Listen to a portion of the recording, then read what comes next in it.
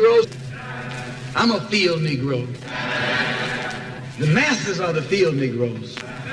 When they see this man's house on fire, you don't hear these little Negroes talking about our government is in trouble. They say the government is in trouble.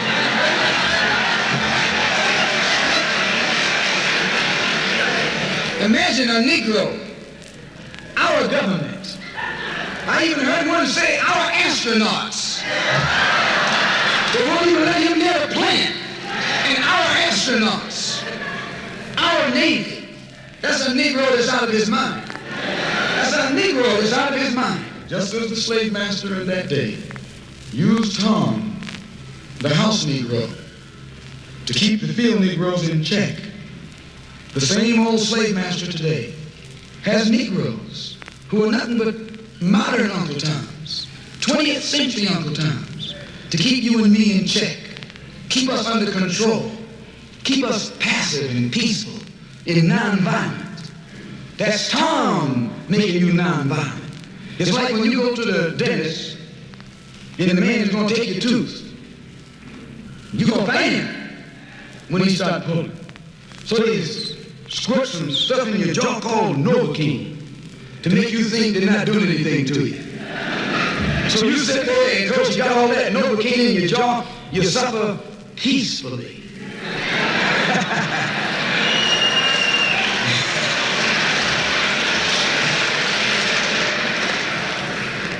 Blood running all down your jaw. And you don't know what's happening. Because someone has taught you to suffer peacefully. The white man do the same thing to you in the street.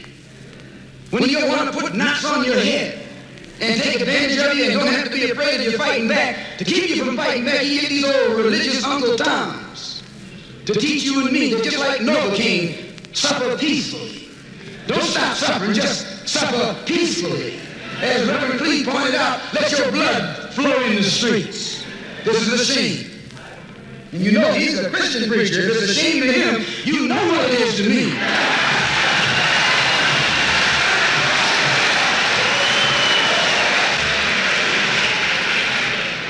Because nothing in our book, the Quran, as you call it Quran, teaches us to suffer peacefully. Our religion teaches us to be intelligent, be peaceful, be courteous, obey the law, respect everyone. But if someone puts his hand on you, send him to the cemetery.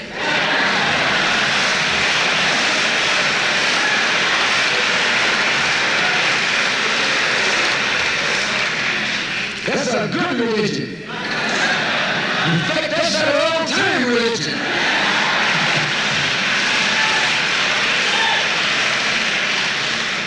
That's the one that Ma and Pa used to talk about. An eye for an eye, and a tooth for a tooth, and a head for a head, and a life for a life. That's a good religion. And then anybody, no one resents that kind of religion being taught but a wolf who intends to make you his meal. This is the way it is with the white man in America. He's a wolf, and you're a sheep. Anytime a shepherd, a pastor, teach you and me not to run from the white man, and at the same time teachers don't fight the white man, he's a traitor to you and me. Don't lay down our life, he's all by himself. No, to you and me. Don't lay down our life, he's all by himself. No, to you and me. And if you don't have to give it up, lay down even Stephen. He's all by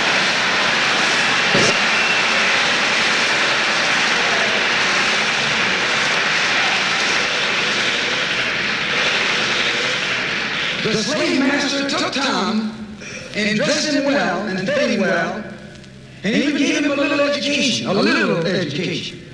Gave him a long coat and a top hat and made all the other slaves look up to him. Then he used Tom to control them. The same strategy that was used in those days is used today by the same white man. He takes a Negro, so-called Negro, and make him prominent, build him up, publicize him, make him a celebrity, and then he becomes a spokesman for Negroes and a Negro leader.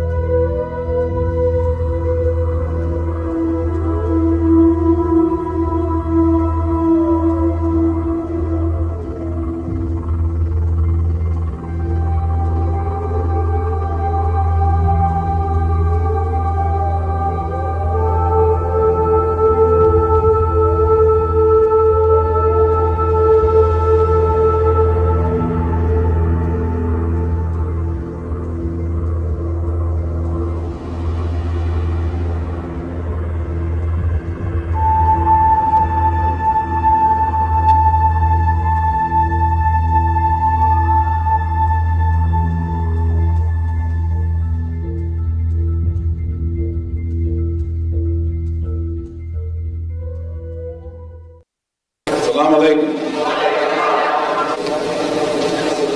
Mr. Moderator, our distinguished guests, brothers and sisters, our friends and our enemies. Ladies and gentlemen, we are live! Bismillah, wa salatu wa salamu rasulullah wa ba'd. In the name of Allah, and the peace and blessings of Allah be upon His last and final messenger. Family, friends, foes, haters, and hateettes, welcome back to the Feachaz. I greet you all in peace and love and no hatred on my heart. Assalamu alaikum wa rahmatullahi wa barakatuh. So before we begin, please please subscribe, and please share. As you know, we got a lot of haters up in here. And I want you to press number 1 if you can hear me in the chat. Just give me the number 1s if y'all can hear me in the chat. The sound is all good. Everything's all good. We are back after as you can see, quite the overhaul. Okay, we are trying to step up our game on the features here. So let me get number 1s in the chat if y'all can hear me. Like, subscribe, share, and let's get into it. So today's topic is quite an important topic because we are talking about the Muslim part-timers who have taken over the social media spaces, making imaginary heroes of Islam and demanding that you accept their take. I mean, they demanding. These are your Tubian Da'i elites, your social media Sambos, your right-wing wannabes, but you can lump them all into one category, essentially called the rabid Ruwaybida. And what's going on about today? Well, look here, okay? For my day ones, okay, and my long timers, you might remember that we had essentially way back talked about this issue. I mean, many times, but there's one particular time I want to take you back. So let's go back, shall we? I was telling a brother the other day that these anti-Muslim people, right? The anti-Muslim channels, they have two go-to people that they always quote all the time, right? One of them is Yasser Qadri, one is Muhammad Hijab. So when people are weak in Iman, you understand? And they start experimenting with these non-Muslim sites that are anti-Islam or whatnot. It's not the arguments of these non-Muslims that are causing them to leave Islam. No, it's the mistakes of the Muslims. It's all of this. Even if you look at a lot of these brothers who left Islam because of spubs in them, right? What did they say? It's because of their manners, because of the way that they treated them. You understand? It's because of the, no brotherhood, no honor, like, incredibly dishonorable. Y'all hearing me? But this thing that he mentioned about YouTube and ads and everything like that, this is what I wanted y'all to watch today, because I'm getting to this part right now, and it's going to get down to the nitty gritty. Okay, YouTube is a business. Understand this concept. YouTube is a business, and they want to make as much money as possible. The way that they do that is through ads. Y'all hearing me? So the more people that watch your videos, the more ad revenue they make, and the more the algorithms push your videos, and so on. So there's an entire market of Muslims who've actually figured this out. And they know the best way to get eyes on their videos is through train wrecks. Hello, you know what I'm saying? Hello, Jello. So this says a hell of a lot more about the condition of the Muslims in this day and age than your YouTubian elite da'is. What it says is that Muslims, by and large, are spending their time in front of these screens, not only watching these train wrecks, but participating in them with comments, shares, and making entire communities on Facebook with the sole purpose to refute other Muslims. Like what? Like Medcali files on Facebook, like True Aqidah of the Salaf on Facebook, and all these other groups that their only goal is to refute other Muslims. Okay? So There's no culture rather of knowledge or seeking knowledge because Google and YouTube search engines have made you incredibly lazy. Y'all hearing me? They made you lazy. Okay, let's call it what it is. Let's be honest today. Let's get some truth bombs on the features today. Okay, just tell it like it is. Instead of reading a book, all you have to do is type in a word and you get all the information that you need to prove your point. So all the time you spent from kindergarten into your formative years learning how to read, learning how to write, these skills that, these skills that are so important, these reading and writing skills, instead of using them to read Quran and Hadith or to write books, you use these same skills to repost and type comments. That's how you use your skills. But don't stop there, okay? Because it's bad enough that you're using the skills of reading and writing, spending hours on these platforms, arguing with people that you don't know, that don't pay your bills, over issues that trigger you from 0 to 100 within seconds. That's bad enough. At the same time, you got the nerve to criticize other people while your whole daily routine is to feed yourself dopamine through social media. Now, I want y'all to pay attention. Yesterday, I did a video, okay? I did a live, a matinee. It got very few views, correct? Very few. And it was a very important, way more important subject than this, like a lot more important, okay? But today, mashallah, tabarakallah, and I thank all of y'all for participating and everything like that, right? Coming to the live and everything like that. And I thank y'all, but why so many people today? Why? Why? You know why? Because I put Muhammad Hijab versus Sajid Lipum, right? And I put Ali Dawah versus Apostate Prophet. And y'all came to see the train wreck, which is which by the master train wreck giver of the features. That's why. What does that tell you? Surprise! Surprise, surprise, surprise, surprise, surprise. Exactly. It's in the thumbnail. Y'all came to see the train wreck. That's why you're here. And guess what? Y'all gonna share this video because I proved my point, and other people are gonna come and watch the train wreck again. Y'all hearing me? And that's why the Dawah scene is the way that it is. Because you are the consumer. And if you were consuming knowledge, then the algorithm would show that. If you were consuming Quran and Hadith, this is what the algorithm would show. But what the algorithm is showing us is that this is what the Muslims want. So let's push this instead. The problem isn't Ali Dawah or Sajid Lipum. There is something wrong, fundamentally wrong with the consumer. Who's the consumer? A surprise. Sorry I have to do it like that, but hey, Feachaz is the only one going to tell you like it is. I'm sorry. This is a business. Those guys are running a business. Y'all hearing me? They're running a business. Even I'm not gonna lie, but at least I tell you what my platform is about. That's why I stay out of the Dawah scene, because I see what's happening. I tell you straight up, no, I'm not. As a matter of fact, on Saturday, this Saturday coming is going to be my first live Dawah video, inshallah, that I've done on this channel, because I've never done a live Dawah video. Y'all hearing me? That's the point. So, as we say here on the features, like, subscribe, share, hit me up on Patreon. I thank everybody for participating again. I don't want peace. I want problems, always. Ladies and gentlemen, we are emotional damage. Ladies and gentlemen, we are Right. Sorry about that, guys. But anyways, the whole point. The whole point of that was to basically say that there is an entire market built upon train wreck Dawah. And we called this out a long time ago, and the grift is real.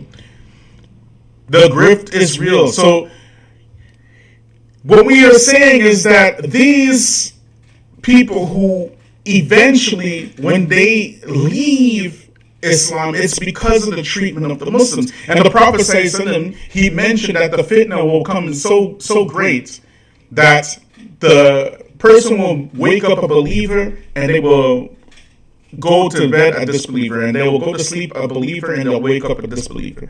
That's how big the fitna is. So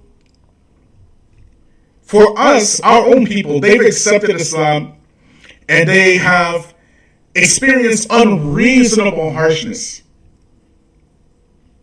So much so that they end up leaving Islam, not because of some sort of argument that they heard that they just can't refute, but rather because of the harshness that they've been facing.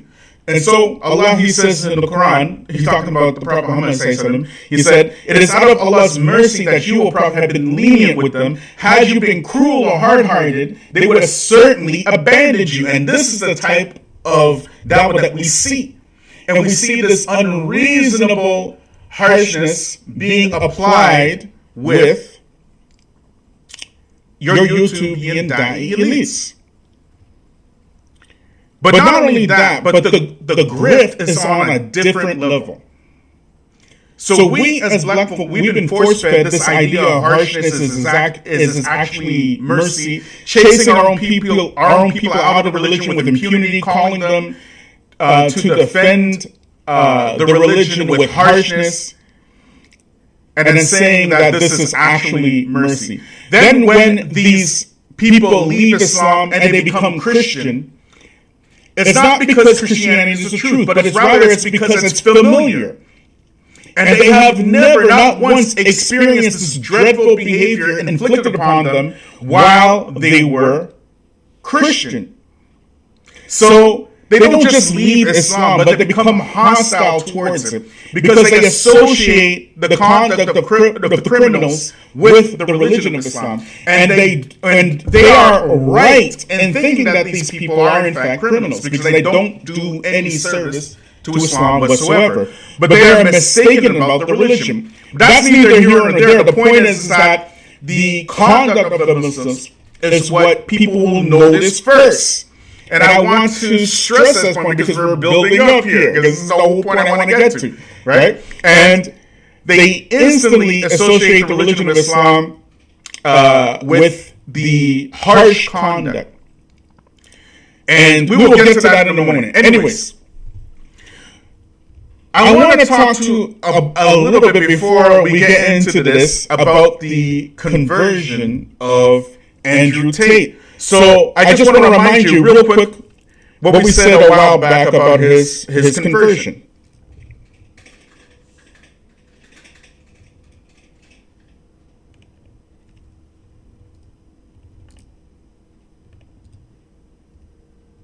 How you turn somebody's conversion into a liberal conservative issue. Like, how does somebody do that? The dude just converted to Islam. You didn't mention Allah, Quran, Sunnah, manners, nothing. You know what I'm saying? You didn't mention adab, salah, nothing. You go straight to his conversion means that the liberal da'is are failing and they're losing their influence or whatever the heck he said. Whatever he said is worse than what I'm telling you right now. So Andrew Tate announces that he is Muslim, alhamdulillah. May Allah keep him steadfast, ameen. I just wanted to share one initial thought, more thoughts to come later, inshallah. Brother Andrew became the most famous person on the internet because he unapologetically attacked feminism and the liberal world order. That is what made him unique and propelled him to the pinnacles of fame, and that is also what seems to have made him realize that Islam is the true solution to feminism and the liberal world order. Christianity can't do it. These other religions can't do it. Islam is the only solution. And now there's potential for millions to follow him. This shows that the watered down, sugar-coated dawah that bends over backwards to appease feminists and liberals is dead. There is no bigger evidence for how ineffective that approach is than Andrew Tate. You know what I mean? But that's what he said.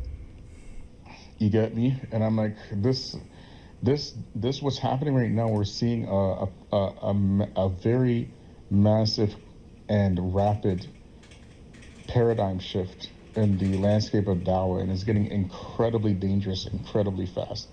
And the silence from the scholars and the du'at is incredibly deafening. because they don't. You can see that they don't want no trouble. But you know me, I want trouble. I don't want peace. I want problems always. So, anyways, here's the issue. We clearly have pointed out the recklessness of the alt-right grift eons ago. And my position was and always has been that the red pill is a wide umbrella covering a multitude of topics concerning men. We said very clearly that there are some red pill topics that are important for black and even white converts due to the Western culture. And we also said that black women in particular should be listening to some of the black manosphere personalities such as, Kevin Samuels and Dr. T. Hassan Johnson and Crimson Cure and other serious content creators. We also said that we definitely do not advise, particularly Muslims, to listen to any and every manosphere creator, as most of it is actually inappropriate for Muslims. We mentioned Fresh and Fit specifically and others, but here's the thing that we made very clear, that there is no universe in our day and age, okay, where Indo-Pacs and Arabs and those who have a long legacy of intact family and tribal structures with robust communal support systems for marriage, where red pill content suddenly becomes appropriate. Furthermore, because of this alt-right element within red pill spaces, we find these wannabe wizards of women's nature like your Daniel Hakikachus, who blatantly are calling for Muslims to accept white supremacy. We find that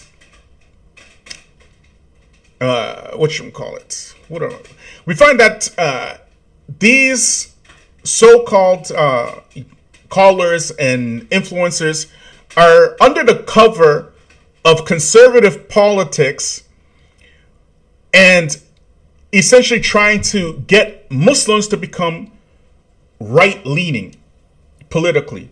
So we made these claims, and we claimed that it's only a matter of time before non-Muslims pick up on the grift and monetize their shahadas, because these butter biscuit sample sellouts of the religion of algorithm Islam will invite the mega stars of social media to their platforms and make your porn moguls and your social media degenerates the mouthpieces of Islam.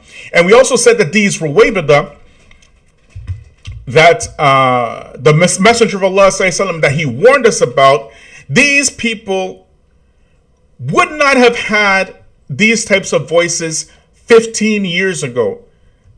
Even arguably even 10 years ago. They wouldn't be considered, the thought leaders of the religion. And the Prophet Muhammad, he said, there will come a time where there will be years of treachery, when the liar will be regarded as the honest. And the honest will be regarded as the liar. And the traitor will be regarded as the faithful. And the faithful will be regarded as the traitor. And the Ruwaybida will decide matters. So this word, Ruwaybida, the Sahaba or the Arabs didn't have any knowledge of this word. So they asked him, they asked, who are the Ruwaybida? He said, the Prophet ﷺ, he said, these are vile base men who control the affairs of people. These are vile base men who control the affairs of people. This hadith is in Abi Dawud and Ibn Majah. So even at the time of the Prophet sallallahu alaihi wasallam, there was no Arabic word for Ruwaybida, but we see them today. We see them today, and just going on the description that the Prophet sallallahu he gave us, we can see that the Ruwaybida can be translated as a con man, or like loosely translated as a con man or a grifter, or even an influencer. It can be loosely translated. I'm not an Arabic scholar or anything like that, but just going by the description. Someone who convinces the people that there's something that they're not. And the biggest and most obvious grift I've ever seen in my 30 plus years of being Muslim is the way that Muslims are twitching and twirling and twerking for your mega social media stars such as Andrew Tate. And it's not really Andrew Tate's fault. But I have seen the most outrageous, outlandish. You know what? Let me just show you. Let me just show you, y'all. 1 second. Let me show you one time, because if I say it, y'all ain't gonna believe me. Let me just show you. Let me get this all set up here.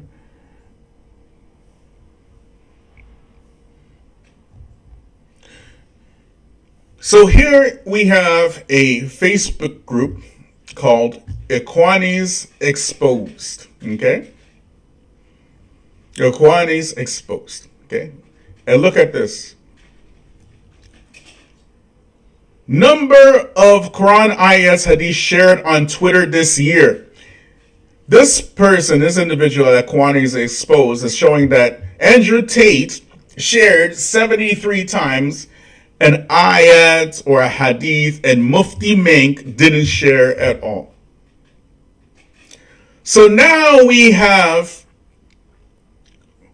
Muslims who have made sharing ayat and hadith on Twitter the standard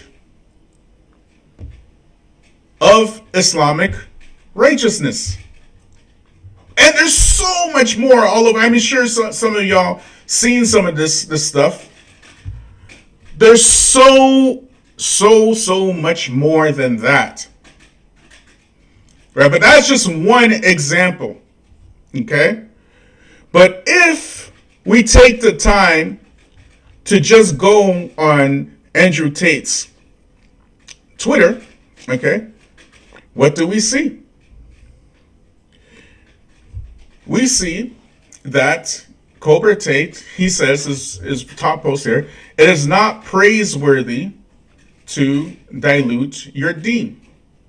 Okay, it's a great statement, okay? Well, when we scroll down, we see this. This is Andrew Tate. Mind you, it's not that we have smoke for Andrew Tate. We have smoke for people who are saying this stuff. Because Andrew Tate just become Muslim. So of course, naturally, he's going to have some stuff that he's dealing with. His baggage is going to be coming along with him to Islam until, if Allah chooses to guide him, it'll switch up. But this is what he's saying. Mind you, I haven't heard a Mufti Menk lecture, except that he's always quoting ayat or hadith or whatnot. And I have my issues with Andrew Tate, but we can see that this dude is salivating so much over Andrew Tate that he's choking on his own saliva. But I personally never heard Mufti Menk lecture, except that he's quoting ayat or hadith. And I do have my criticisms of Mufti Menk. But we gotta be real here. This is what the Dawah is turned to. Furthermore, I want to keep reiterating this over and over again, because my issue is not with Andrew Tate, or because, he is who he is, and I have no problem with that, but I wish the brother all the success in his journey in Islam. I do have a major problem with the way that Muslims are reacting to Andrew Tate's conversion, because this is unacceptable. And whenever somebody converts to Islam, they should be taught. They should not be put forward as the teachers. Not until they've gone through the rigorous training that is necessary, which is obvious that Andrew Tate obviously hasn't done. He just became Muslim. He's clearly carrying some baggage from Jahiliyyah to Islam. So, for Muslims now to be putting stuff like this out, they do a tremendous disservice to Islam. But and they will fight you for that. And let us be very clear. Andrew Tate became famous because Muslims made him famous. After he said that Islam was the only true religion left, and that went viral, that's how we got to know him. I never heard of him before that. And Muslims, mostly Eastern incels and simps, started following him and sharing his stuff. And he would go on all these red pill panels and talk about women in porn, and every time he mentioned something about Islam, it went viral. That's how he became famous. Nobody knew about him before that. And it's the same with Jordan Peterson. It's the same with Sneeko. It's Muslims that are making these types famous. So very natural, there's an entire industry where people will react to Islamic content, and non-Muslims will exploit this content because it's profitable. And we said that it's only a matter of time before the grift becomes so widespread that Pandora's box can never be closed. Well, this time, that time is actually here, and that's why we were building up to this whole long monologue to get to this point. So, today we're going to be reacting to this individual named Duke the Don. Okay, he has almost 16K subs, and he's doing pretty well. And he recently talked about Islam becoming the red pill grift. He's talking about, not me now. There's no more. You can't say the Feachaz hating and all this kind of stuff. No, we're talking about some non-Muslim dude who picked up on it, and it's not like he's well-read or anything like that. He's just a dude, right? And he picked up on it on his fairly, you can say, mid-sized channel. Okay, so let's have a look at this.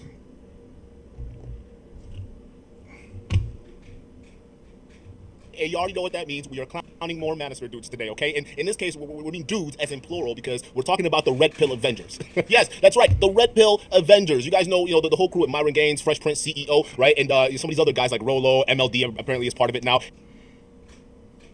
And the newest addition, Sneeko, okay? I think Tate is also part of the Red Pill Avengers, although he doesn't claim it, and if I was him, I wouldn't claim to be part of those losers group anyways, but I digress.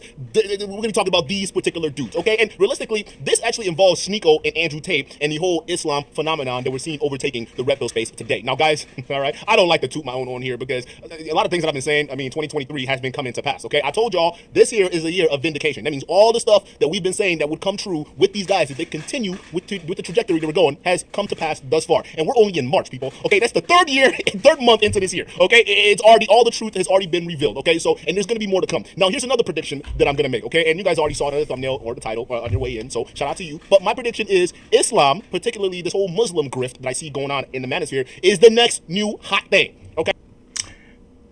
Now, a couple of points here. He said this in March.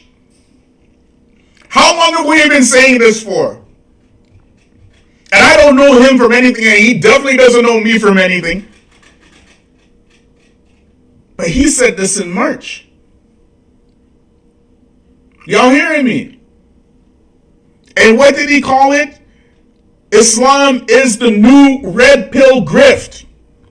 Let's keep watching, y'all.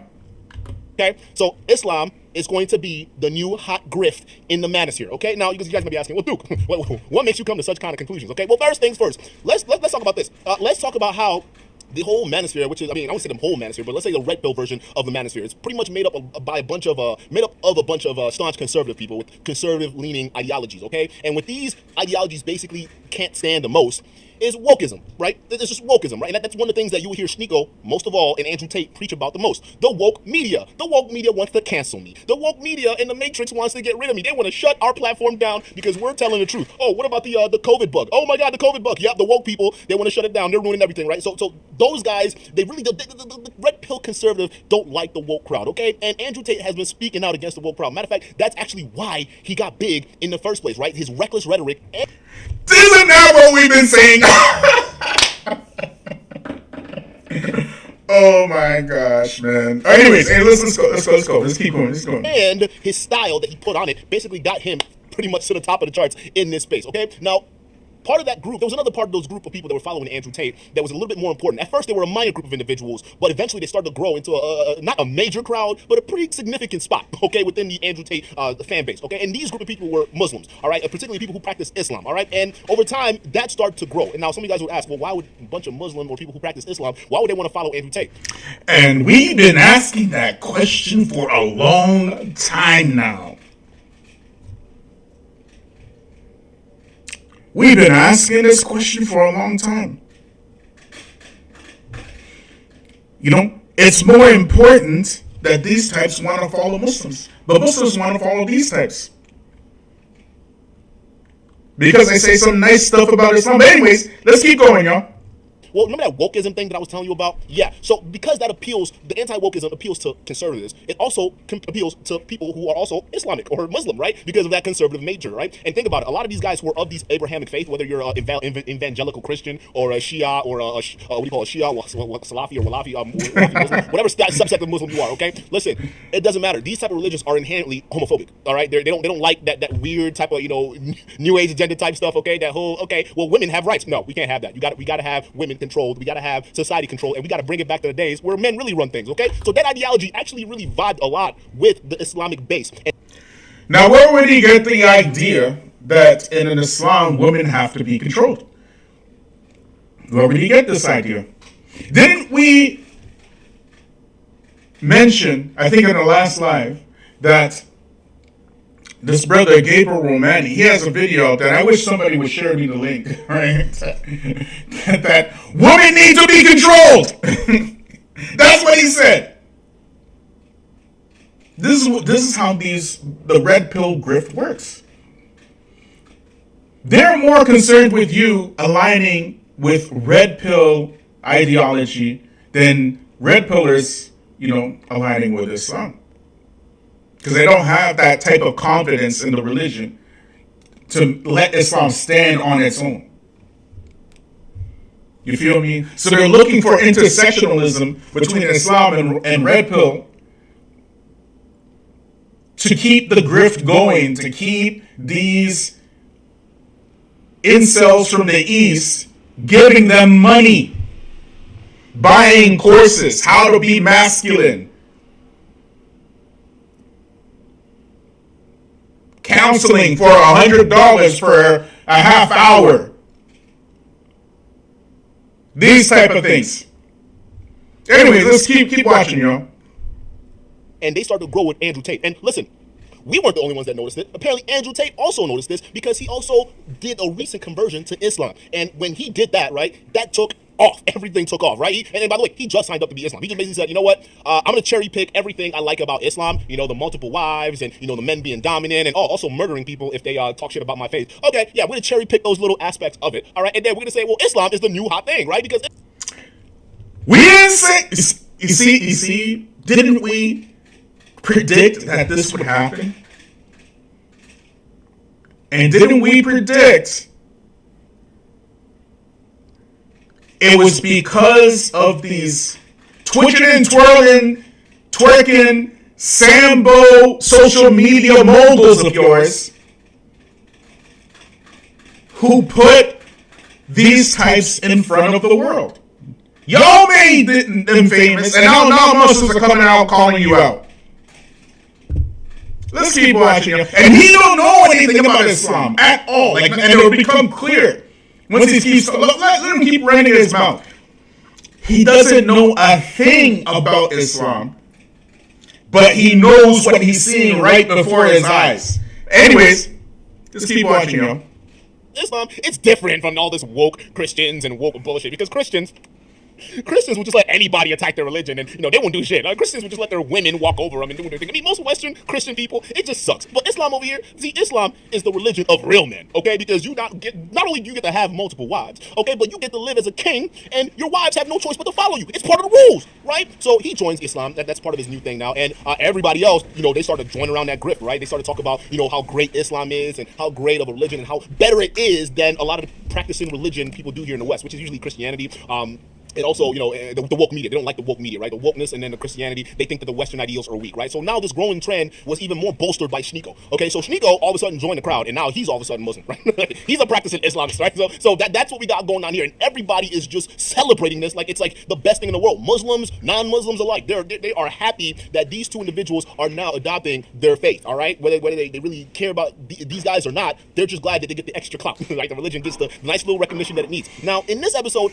I'm going to tell you why that's a horrible idea to have guys like Sneeko and Andrew Tate, incorporate into your religion, right? Without even no types of vetting whatsoever. Why this is so dangerous, why these guys are cherry picking aspects of this religion, right? And then promoting it as this thing that is the best thing in the world for everyone else, right? We're going to break all of that down and more because listen, y'all let these bozos into your religion without properly vetting them, like Sneeko, for example.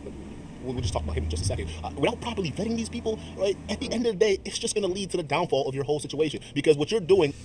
We said this how many times? Let these people convert in peace.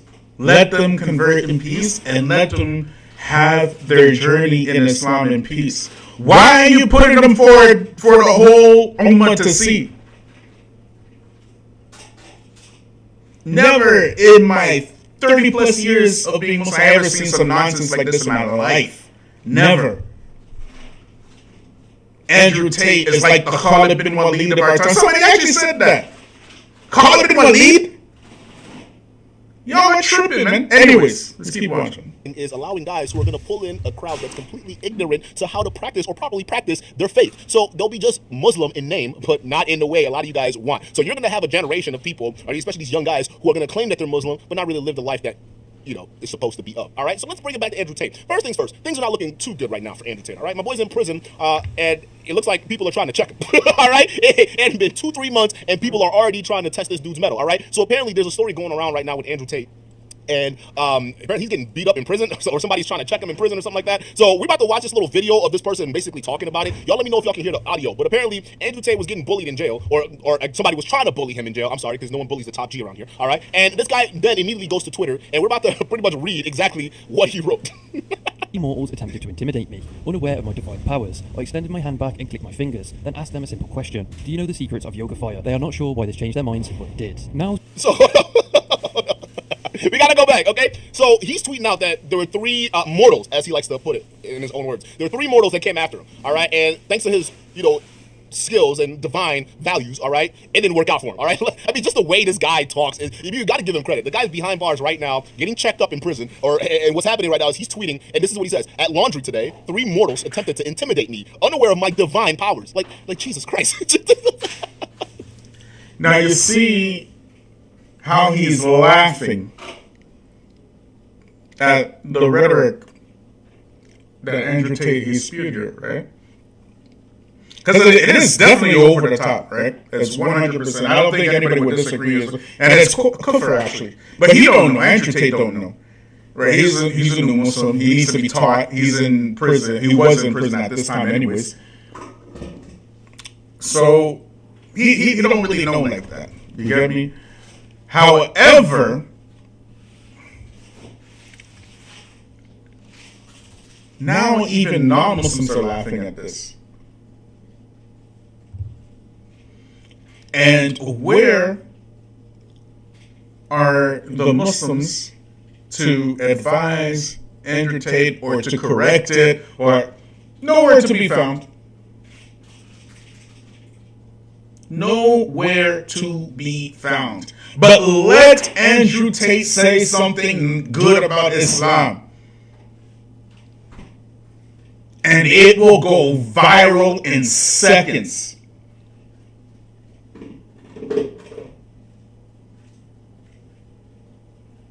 Now even non-Muslims are laughing. They're laughing. Are you going to say they don't have no right to laugh at this? Who put this in front of the people? Look what he's saying. Anyways, let him continue now. Your divine powers. Okay, buddy. Can you use some of that divine powers to get you out of jail, like a get out of jail free card? Because it seems like your divine powers has so far not helped you out whatsoever. How about using your divine powers, all right, and have it you convince the judge to free your ass? How about that, right? But no, I just want we're just talking here. He said, I extended my hand and clicked my fingers, then asked him a simple question. Do you know the secrets of yoga fire? What? What is a yoga fire? I don't know the secrets of yoga fire, but like, yoga is something I'm not going to be talking about when 3 inmates are trying to intimidate me, okay? I'm not going to be talking to them about how I can stretch my body in very, very elastic manners, okay? Because I don't know if that's going to intimidate them more is to entice them, okay? So stop giving these dudes ideas, all right? I don't know what a yoga fire is, but you need to cut that out because clearly you have not been to jail in your life, all right? And I don't know how Romanian jails work, but in American jails, you don't talk about stretching next to dudes who are trying to intimidate you, okay? Especially stretching with fire, all right? Because that's yoga. So maybe you're talking about a different type of yoga. Maybe. I don't know. I don't know, bro. I don't know. Maybe it's a... Now, he's roasting Andrew Tate here. If Andrew Tate didn't become Muslim, y'all would be roasting him too. Let's tell the truth today. But because there's this appeal to the Eastern insult, they're looking at Andrew Tate saying, yeah, I want to be just like that. And he's Muslim. Where are the people to advise Andrew Tate, and where are the people trying to correct this stuff? Who were the people that put these characters in front of all the Muslims to begin with?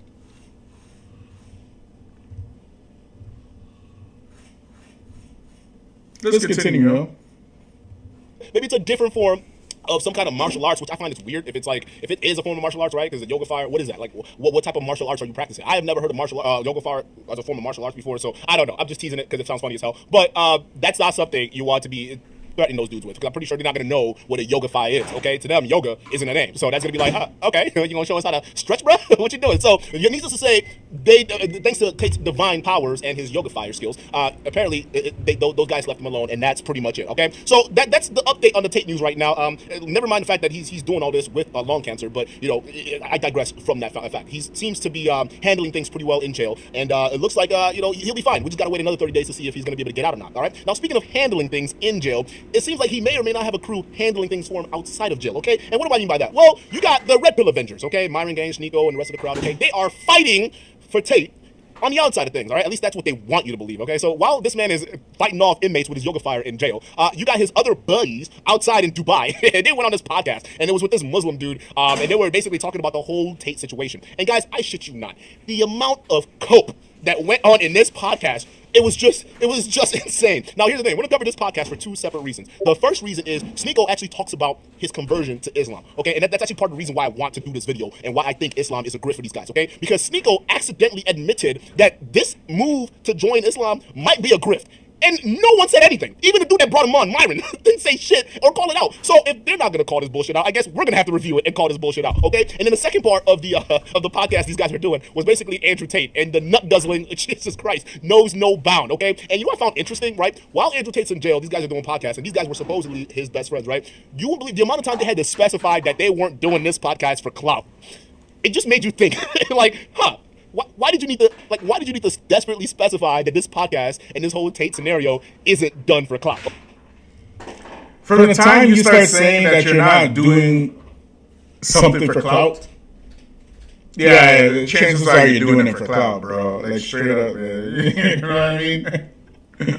Chances are that you're doing it for clout. But look here. We've been calling this out for so long now. We've been warning. We've been predicting. We've been saying exactly how it's going to play out, and it's played out exactly how we predicted. And still, we're still getting the most hate, but it's all good, baby. It's all good. Let's keep watching. Okay, so let's go ahead and cover this podcast. No, yeah. But they're scared. They're scared. There was a video that I just saw the other day, I think yesterday, of a priest, and some guy comes into the church and then slaps the priest in the head, and then takes the Bible up from the sand and just walks out. And then there was this racial element, because like you don't want to attack the black person, like white guilt thing going on. Just you could see like all the wokeness in one room happening, and they just continue the service as if nothing happened, just straight up disrespect. It's terrible to see. I first started resonating with Islam back when I read. Have you read the Malcolm X autobiography? Yeah, of course. That was and I'm starting to realize why I resonated with it so much then, because I've always known that wokeness wanted me to be a bad person for reasons that I didn't have control over, or reasons that were, they insisted that there was something wrong or that I was a bad person. And then I read that book, and it really seems like the antidote to a lot of problems in the West. Like I said, I have mental health issues. I said I have disabilities. You're a bad person because you don't want to conform to this. Yeah. But I'm wondering now how much you think of it is selfish, because Islam is going to take over. It's going to infiltrate the West even more. A lot of people are going to find Islam and become Muslims. And I'm thinking now, my struggle with it is the faith and the choice, because strategically it makes the most sense. The community is strong. Muslims always defend each other, and you want to be part of a call. You want to be part of something that's going to win. You want to have that support group behind you. So is it really? Am I choosing this religion for faith reasons purely? Because I want to feel that every time I pray that I believe in. I want to feel God's. I want to be able to. Hey, you see Myron grab that water? You guys hear what he's saying, though? You guys hear what he just said? He just basically said, every time I pray, realistically, I don't know if I'm actually doing this because I'm really feeling Islam, or I'm doing this because y'all are the winning team right now. Are you guys not listening? Like, this guy's on a podcast right now. The moment he said that, look at Myron reach for the water. He's like, oh, hell no. Hey, yeah, Sneaker don't did it again. Like, y'all hear this? Are you guys hearing this? This man is basically, like, subconsciously admitting that I don't really know why I'm joining Islam, realistically. I see Islam taking over, and it seems like you guys are winning. So, I mean, I'm doing this. But every time I pray, I can't really tell if I'm doing this for me or if I'm really doing this because y'all are winning. Bruh, admit it. Admit it, dog. You are a... Now, Sneeko and Andrew Tate are very, very different personality-wise. Okay? Andrew Tate, he's original. He's an intelligent guy. He's articulate. Sneeko used to be that. Okay, I guess, right? You know. However, Sneeko he doesn't have his own personality. What he does is he tries to mimic what Andrew Tate is doing, and he was a popular YouTuber before. But in his trying to remain relevant, he did some crazy things on YouTube which got him kicked off the platform. And even though he was kicked off the platform for doing madness, it was Muslim channels who invited him to their channels and put him in front of the Muslims. Wallahi, I did not know what a Sneeko was until I saw a Sneeko on a Muslim channel.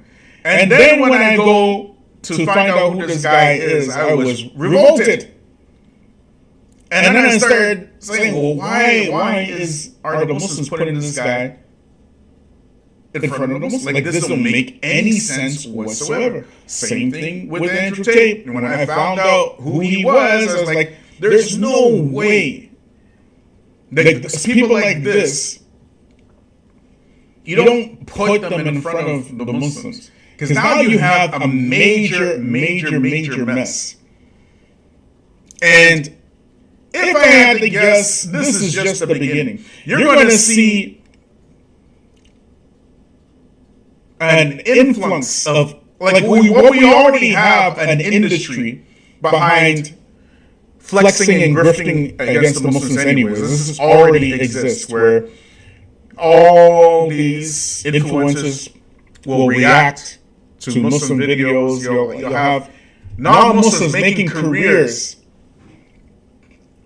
doing reactions to Quran, doing reactions to, Ahmed Didat.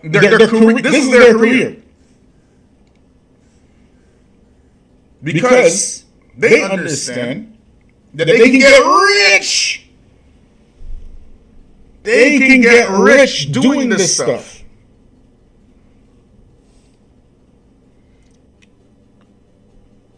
So when Sneeko decided to morph into Andrew Tate Light. Why was he doing that?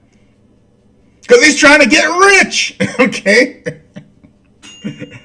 And then, these guys aren't dumb. Myron and them, Fresh and Fit, they're seeing all the love that Andrew Tate is getting after becoming Muslim. And then you know what they're thinking there. And Myron is, mind you, he's already Muslim. This dude right here, this is Myron, right? He's from Sudan. That's not even his real name. His name, I think, is Abdullah or something like that. He's a spook, actually. He works for he used to work for some intelligence agency in the States. Well, maybe somebody can put it in the chat.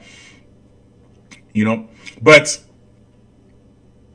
now, all of a sudden, he's trying to get back into his Islamic roots and stuff. And the Muslims are like, oh, mashallah,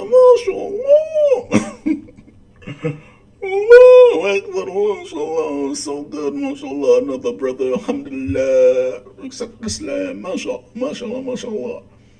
Y'all are gonna put Muslims in a terrible, terrible, terrible situation which y'all are spreading, man. If the people want to become Muslim, let them become Muslim. Why are you pushing them forward? They become Muslim 5 minutes ago, and now you want them to give a khutbah. Y'all are tripping, man. Let's keep watching.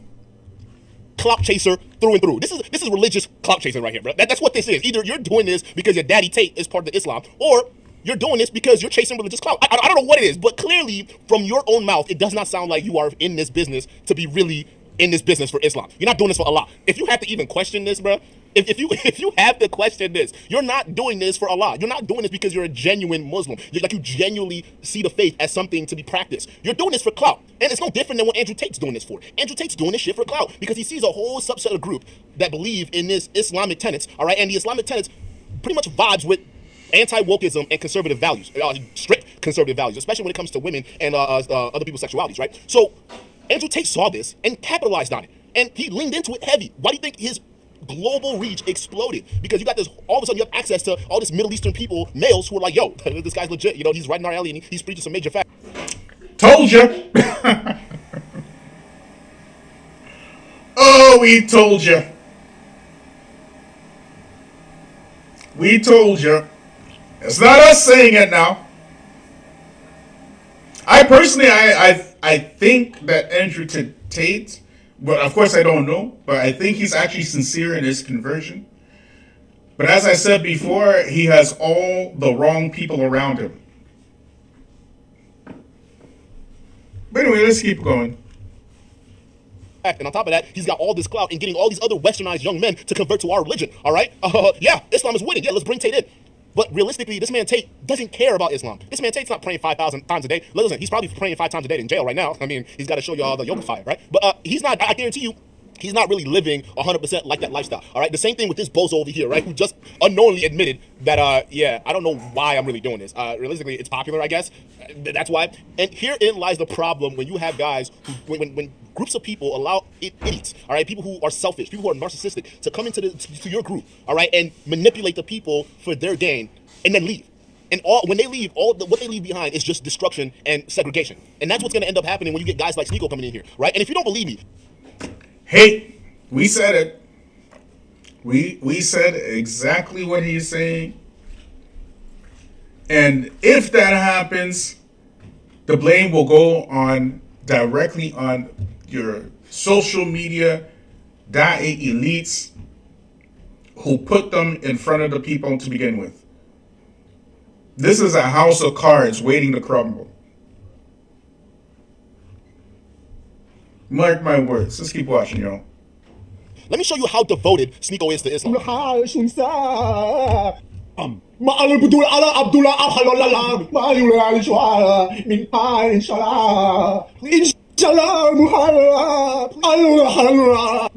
Yeah, that's the guy who's sitting right across from these dudes right now, right?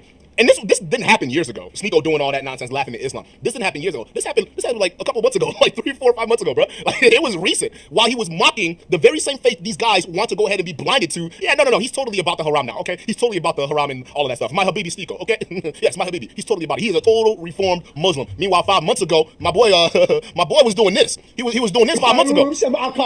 Huh? Does that sound like the guy that really cares about your faith, or does that sound like a guy that's trying to join Islam to basically clout chase? Now, this point right here is neither here nor there, because a lot of people hate Islam before they become Muslim, right? To be honest, you know what I mean? So a lot of people will mock and make fun of Islam, and and then they actually end up becoming Muslim. This is not unusual. What's unusual is the way that the Muslims are reacting to this conversion. That's what's unusual. Because no alim would even think to put somebody like this in front of the Muslims, talking about we're making dawah. But your Uwaybada will do that without even thinking twice.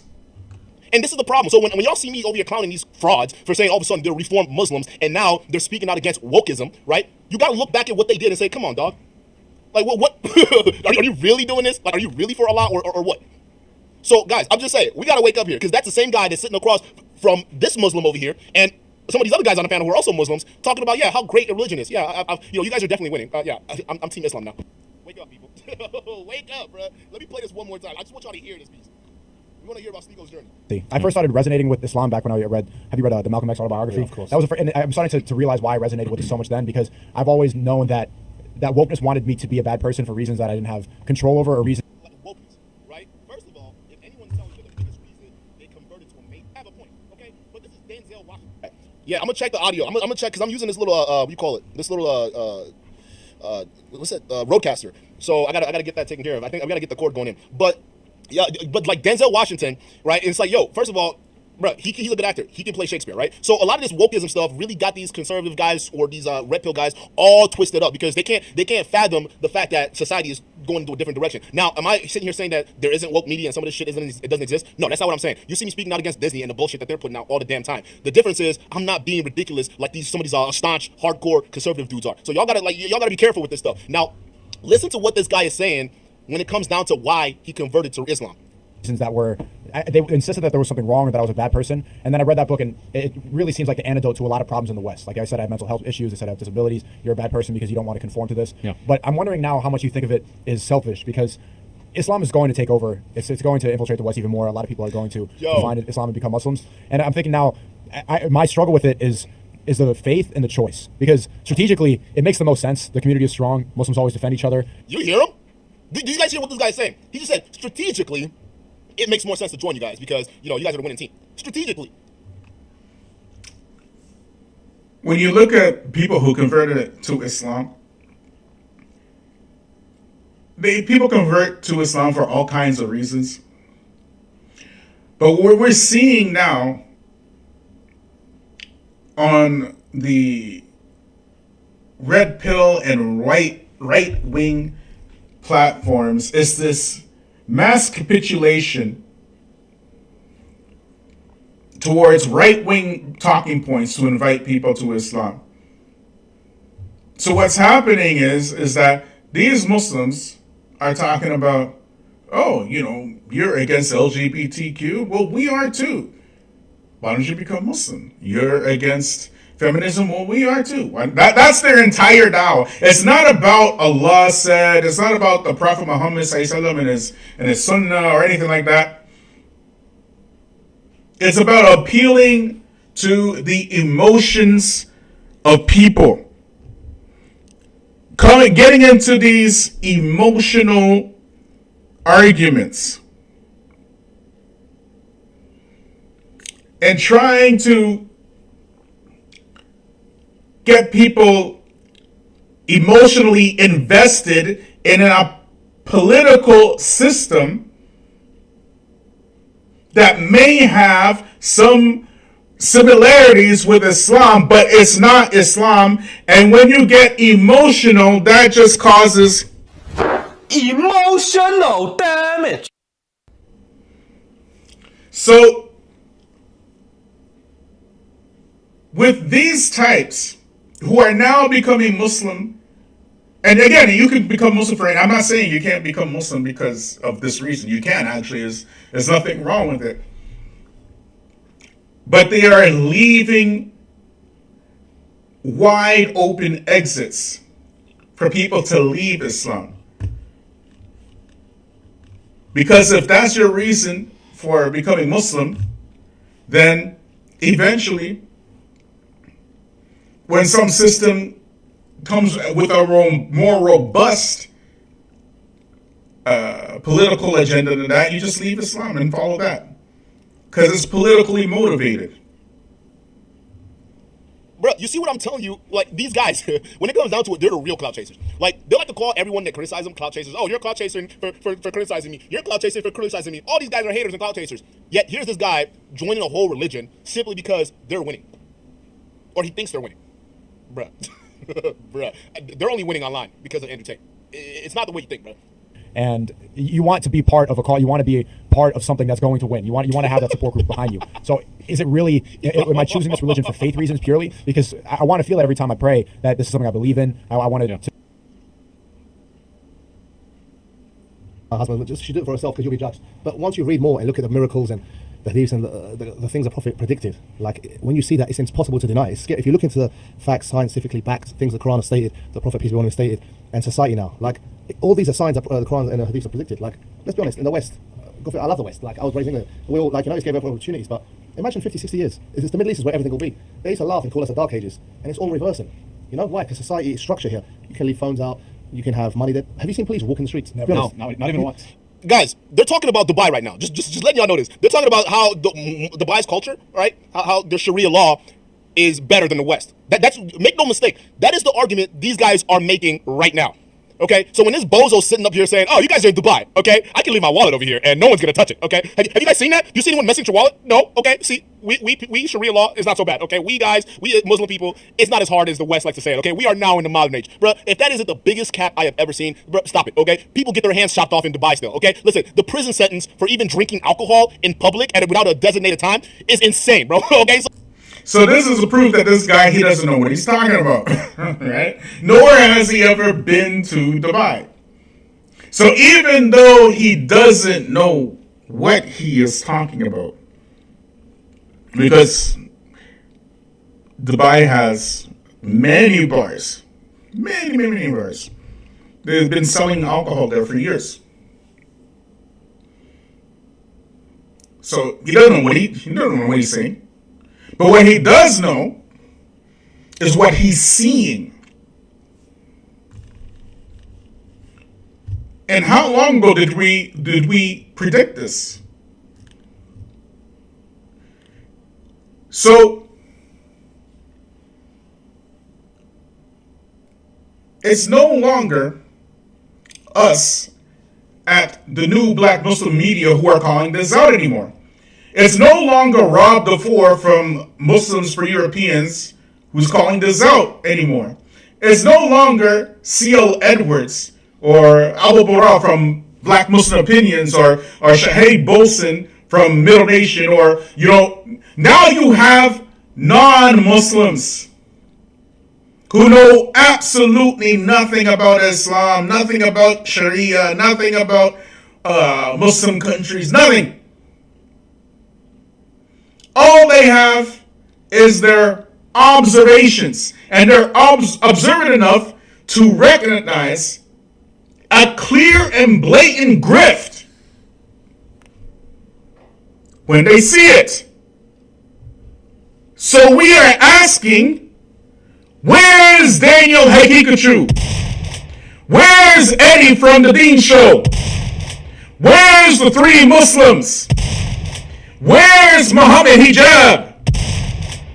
Where are the practitioners of this hybrid religion of algorithm Islam?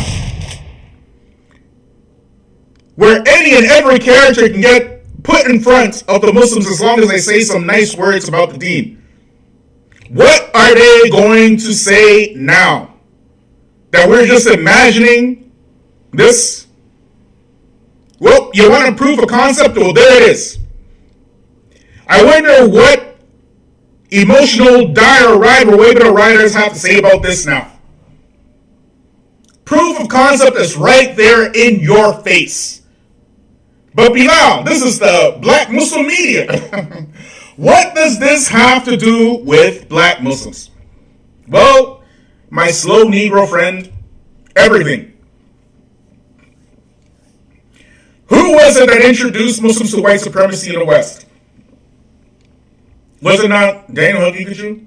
Now we have hundreds and thousands of Muslims parroting white supremacist talking points, including Mama Hijab, mind you, and Eddie from the Dean Show, and Abdullah Andalusi, and many, many, many others. We have Muslims who are crying long tears for this viral video of this Muslim family in Germany who had their children taken away from them. And the headline of this video was that the child was taken away because of some issue where he said that homosexuality is wrong in school, and that happened to be a lie. But that point is neither here nor there. Muslims lead with their emotions, and they spread this lie by the millions, saying we have to do something. But up until this very day, I have yet to see a single YouTubian that elite address the very real human trafficking, forced prostitution, and slavery in Libya. Let me say that again. I have yet to see a single YouTubian that elite address the very real human trafficking, forced prostitution, and slavery in Libya. Nor did I see a single one of them address the president of Tunisia saying that black Africans in Tunisia is the great replacement project against the Muslim Arabs. Not a single one. That is because they do not, under any circumstances, identify with your pain or struggle. Your only job is to cry when they're crying. But when you have a complaint, you got to keep that to yourself.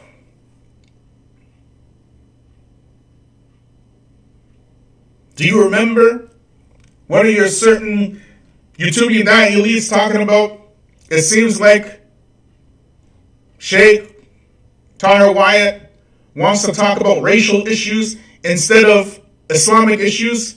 Racial issues are Islamic issues. Numbnuts.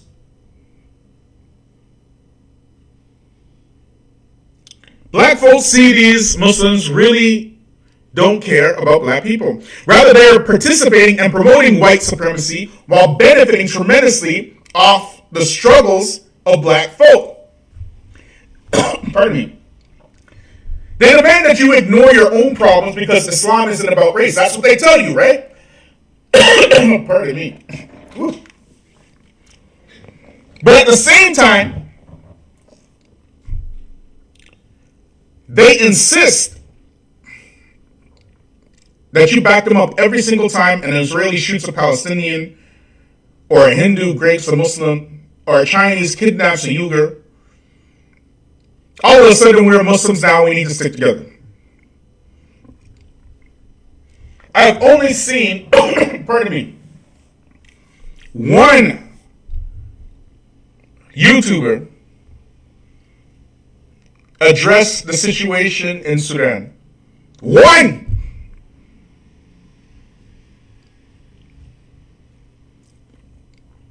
Shout out to Middle Nation.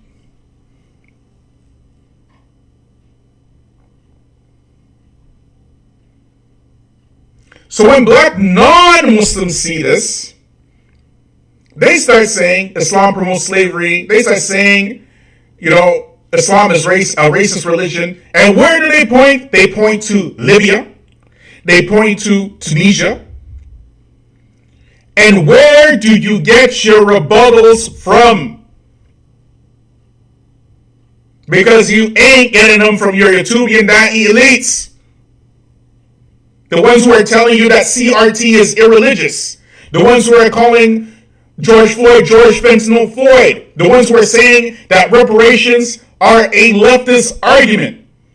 Those folks, that's where you're going to get your rebuttals? Rather, you are the ones who need to stand up for yourselves. And that's why the new black Muslim media is absolutely necessary. Because we aren't here on a capitulation carousel. We aren't here to beg brotherhood where there's no brotherhood. We tell you very plainly and clearly, without any dust, if those people don't feel for you like you do for them, they are not your brothers, and leave them folks alone. You focus on yourself, your family, your people, and leave the buffer classes and the tether classes and all those who are brothers when it's convenient for them, leave them alone. Don't let them confuse you talking about race issues cause division. Rather, they are the ones who are causing division. And we are the ones who are bringing out unity. And the quicker that you respect yourselves is the quicker that you'll get respected. When the Prophet said there's no superiority of the white over the black or the Arab over the non-Arab, was he bringing about division in them times?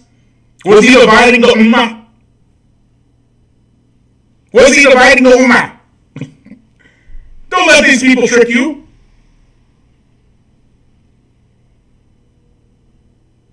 And when he made that statement, who was he warning anyway? Was he warning black people and non-Arabs? Was he warning white people and Arabs? Were these black supremacists in history that are trying to prove their superiority over whiteness while kidnapping, killing, and colonizing? It doesn't exist.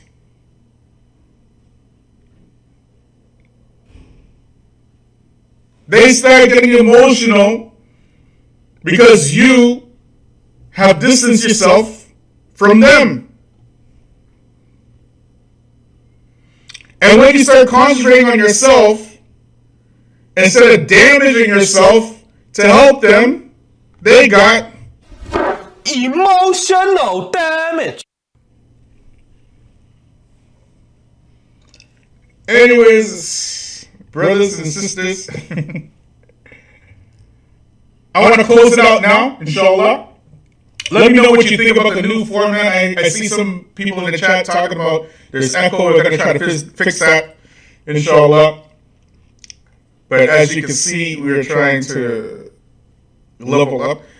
I want to do a call-in show after also, so if you guys want to join me for that, it will be greatly appreciated. We appreciate you all. May Allah reward you and bless you all. Thank you for joining us.